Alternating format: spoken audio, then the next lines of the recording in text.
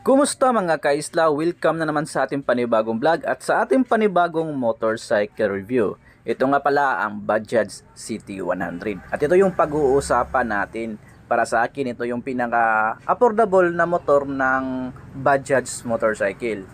At isa rin sa pinakatipid in terms of fuel consumption. Kaya nitong kumonsumo ng 75 km per liter to 80 km per liter. Subok ko na yan kaisla based in my experience.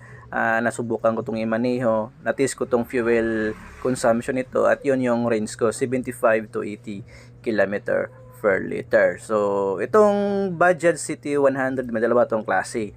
Yung Bajaj CT100A, yung iba yung cowling na kaya sa CT125, at itong classic na Bajaj CT100B. Para sa akin, mas gusto ko itong klaseng looks ng pan-tricycle. Naka-rounded headlight, rounded taillight,